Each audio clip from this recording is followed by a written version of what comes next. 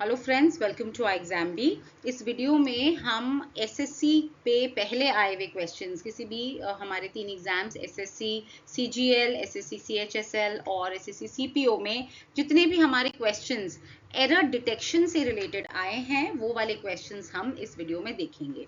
Right, सो अभी start करते हैं।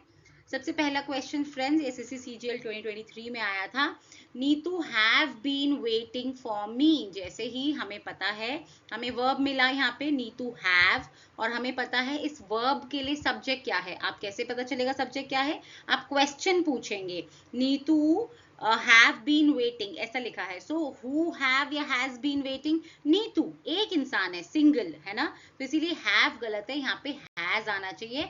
आप 1 को अपना आंसर मार्क करेंगे। राइट, ये वाला कह रहा है, आपने इसमें देखना है कि ग्रामेटिकली करेक्ट कौन सा सेंटेंस है। The participants of the competition, ठीक है, सो द पार्टिसिपेंट्स सही है, आपका रॉन्ग होगा। राइट, तो इसको आप यहाँ पर क्रॉस कर देंगे। तो नहीं हो सकता, प्लूरल के साथ द आ सकता है, ठीक है।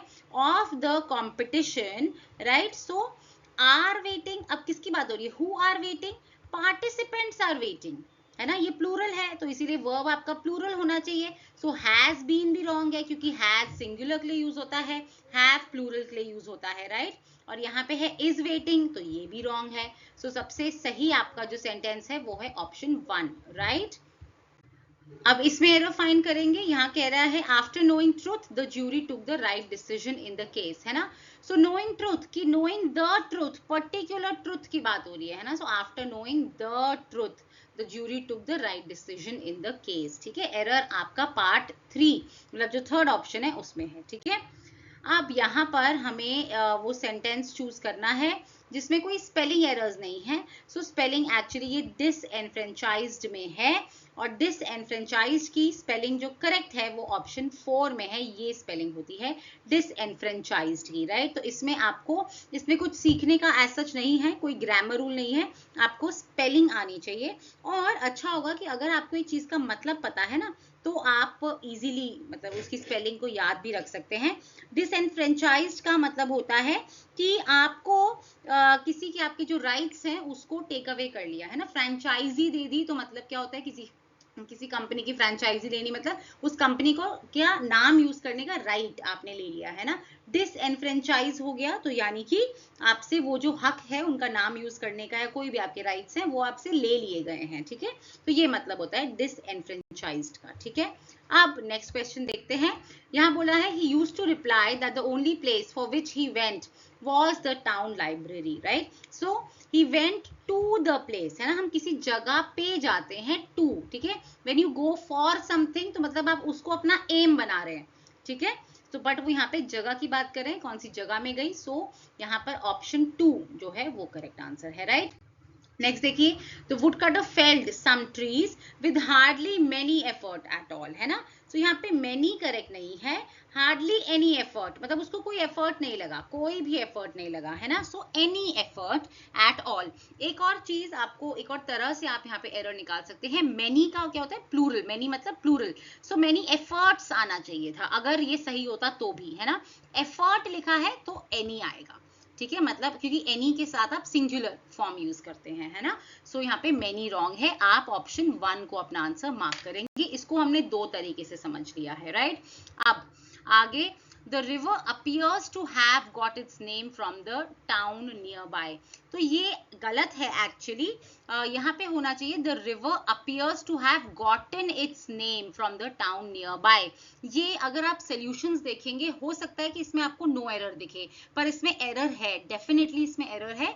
टू हैव गॉटन जो है वो सही होगा। तो अगर कोई आपको बोले कि ये एरर फ्री है, वो गलत है। गॉटन जो है वो सही यूसेज है। टू हैव के साथ आप third form of verb use करते हैं, है ना, पार्टिसिपल फॉर्म। राइट, नेक्स्ट आप देखेंगे, in this world of competitions every one of us is required to plan our course careful. So careful क्या है? एडजेक्टिव है, आपको केयरफुली, एक तरीके से, केयरफुल तरीके से, यानी कि केयरफुली जो है वो करेक्ट यूसेज होगा। तो यहाँ पे 4 जो है उसमें आप एरर मार्क करेंगे। राइट, ये वाला कह रहा है the investigation conducting bye the research team. जैसे ही हमने पढ़ा हमें आइडिया लग गया कि इन्वेस्टिगेशन कंडक्टेड, इन्वेस्टिगेशन जो कि कंडक्ट की गई थी bye the research team yielded so and so, है ना, पास्ट में बात हो रही है, so conducted by the research team ऐसा आएगा, ठीक है। सो यहाँ पे आप ऑप्शन 4 को अपना आंसर मार्क करेंगे। नेक्स्ट कह रहा है it was Ravi not his friends who were shouting at late hours last night, right. तो यहाँ पे क्या है, हु वर, वर क्या है आपका, वर्ब है, राइट। अब इसके लिए सब्जेक्ट कौन सा होना चाहिए, ट्रू सब्जेक्ट, क्या फ्रेंड्स होगा कि रवि होगा। अब आप कभी भी देखेंगे it was Ravi not his friends, तो ये क्या है, एक्स्ट्रा इंफॉर्मेशन है ना, पैरेंथेटिकल क्लॉज है, तो इसीलिए जो ये वर्ब है ये अग्री करेगा ट्रू सब्जेक्ट से। It was Ravi who was shouting, है ना, क्योंकि बात हो रही है शाउट कौन कर रहा था, रवि शाउट कर रहा था, ठीक है। सो इसीलिए आप इसको ऐसे रूल की तरह याद कर सकते हैं, कभी भी कोई एडिशनल इंफॉर्मेशन अगर नाउन या सब्जेक्ट के साथ लगी है वो वर्ब को इफेक्ट नहीं करती है, no effect on verb, alright. So जो वर्ब है वो हमेशा सब्जेक्ट के साथ ही अग्री करेगा, okay. So it was Ravi, not his friends, who was shouting. यहाँ पे करेक्ट यूसेज होगा, वर नहीं, राइट। 3 को आप अपना आंसर मार्क करेंगे। अब इस वाले में आपको स्पेलिंग का एरर निकालना है, तो यहाँ पे एक तो रिमाइंड की स्पेलिंग चेंज करी हुई है और एक जगह आपके वंस की कर रखी है ना। सो वंस हमें पता है ONCE, वंस जो है वो सही है ना, तो यहाँ पे इन 3 जगह वंस ठीक यूज हो रखा है। और रिमाइंड की स्पेलिंग होती है REMIND प्लस माइंड, ठीक है ना, तो इसीलिए 2 आपका जो है वो करेक्ट आंसर है। ये स्पेलिंग का सिंपल सा एरर था, राइट। अब यहाँ पे देखिए, यहाँ बोल रहा है the recent discoveries have risen hopes about possible applications, right. So अब यहाँ देखिए recent discoveries have risen hopes. अब देखो रिजन क्या होता है, रिजन होता है राइज और रेज में फर्क होता है ना। सो अगर हम कोई एक्सटर्नल फोर्स से लेवल चेंज हो रहा है उसको हम रेज बोलते हैं, और अगर खुद लेवल चेंज हो रहा है तो हम उसको राइज बोलते हैं। जैसे कि sun rises in the east, वो खुद राइज कर रहा है, राइट, इसलिए हम बोलेंगे राइजेस। और सन हैज रिजन, वो खुद राइज हो गया, है ना। बट अगर मैं बोलूंगी कि आई हैव रेज्ड होप्स, मैंने आपके होप्स को रेज किया है, होप्स खुद नहीं अपना वो खुद नहीं राइज हुए हैं, मैंने उनको रेज करा है ना। तो एक्सटर्नल फैक्टर है, यहाँ पे होप्स किससे राइज हुए हैं, यहाँ पे होप्स को रेज किया गया है डिस्कवरीज के द्वारा, डिस्कवरीज हुई इसीलिए होप्स आए, ठीक है। इसलिए रीजन गलत है, यहाँ पे होना चाहिए हैव रेज्ड होप्स, ठीक है। किसी चीज ने रेज करा, खुद नहीं होप्स रेज हुए हैं, ठीक है। एक्सटर्नल फैक्टर के साथ रेज, खुद राइज हो रहा है, लेवल चेंज हो रहा है तो आप राइज बोलेंगे, राइट। नेक्स्ट देखेंगे, and it just recently awarded $1 million contract that reeks of corruption. Absolutely correct sentence है। किसी कंपनी गवर्नमेंट की बात हो रही होगी कि एक अभी रिसेंटली $1 million कॉन्ट्रैक्ट दिया गया है किसी और कंपनी को, जो कि स्मेल करता है करप्शन का, साफ साफ पता चल रहा है कि यहाँ ये भी करप्शन का केस है, ठीक। तो ये वाला सेंटेंस कह रहा है royal Bengal tigress and her 3 cubs was poison। अब जैसे ही हमने पढ़ा, यहाँ पे देखिए किन किन एनिमल्स की बात हो रही है, यहाँ पे रॉयल बंगाल टिग्रेस है, यहाँ पे 3 cubs हैं, तो ये वॉज तो रॉन्ग है, यहाँ पे तो वर आना चाहिए ना जब 4 एनिमल्स आ गए तो, राइट। सो वर पॉइजनड, ईडी पास्ट की बात हो रही है तो वॉज पॉइजन गलत है, पॉइजनड ईडी फॉर्म यहाँ पे आना चाहिए। तो एरर आपका यहाँ पे पार्ट 2 में लाई कर रहा है, राइट। नेक्स्ट कह रहा है साइंटिस्ट हैव रिसेंटली अनाउंस। सो यहाँ पे एक ही साइंटिस्ट सिर्फ टी लिखा है, राइट, तो हैव तो रॉन्ग है, और अनाउंस कौन करते हैं, साइंटिस्ट, तो यहाँ पे साइंटिस्ट आना चाहिए, scientist have recently announced so and so, ठीक है। अब ये वाला देखेंगे बुश फायर हैव क्रिएटेड, तो ये हैव जो है ये गलत है, क्यों, अगर आप क्वेश्चन पूछो किसने क्रिएट करा, बुश फायर ने क्रिएट किया हैवॉक, सुनामी ने क्रिएट किया हैवॉक। तो सुनामी क्या है, एक है तो नेचुरल इवेंट, राइट, बट उसको आप सिंगुलर लेते हैं, राइट। आप ऐसे नहीं बोलोगे cyclone have created, cyclone has created, ठीक है। तो ऐसे ही बुश फायर हैज क्रिएटेड, 1 में आपका एरर है, राइट।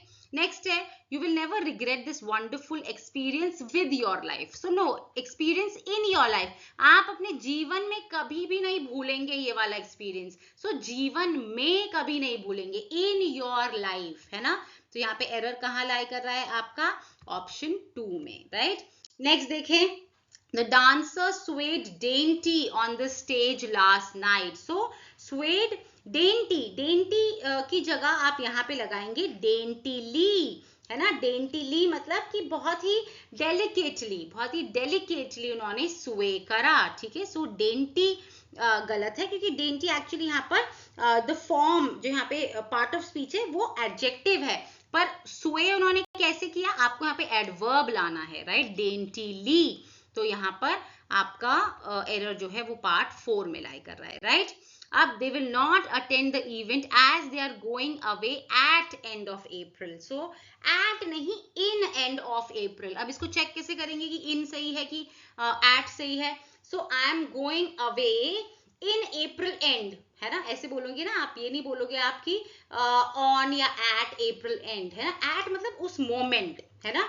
पर अगर फुल एक लंबा चौड़ा टाइम है, अप्रैल एंड, आपका स्पेसिफिक डेट नहीं है, तो आप उसको बोलोगे इन. ठीक है, कि इस दौरान वो जा रहे हैं. ठीक है. सो इन करेक्ट यूसेज है, एट यहाँ पे गलत है. ऑलराइट, तो आप यहाँ पर ऑप्शन 1 को अपना आंसर मार्क करेंगे.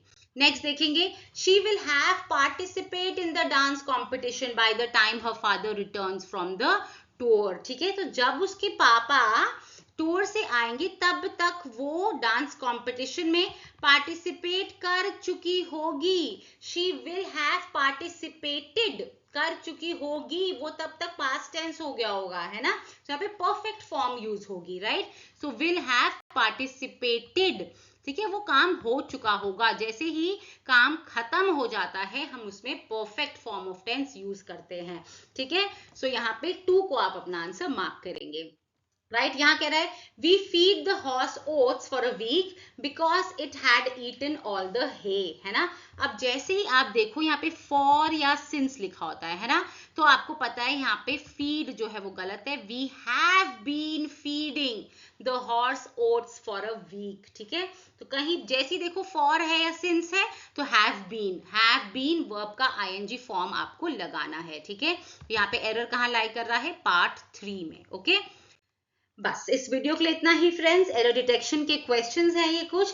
ऐसे ही हम और भी वीडियोस ला रहे हैं डिफरेंट क्वेश्चन टाइप्स के.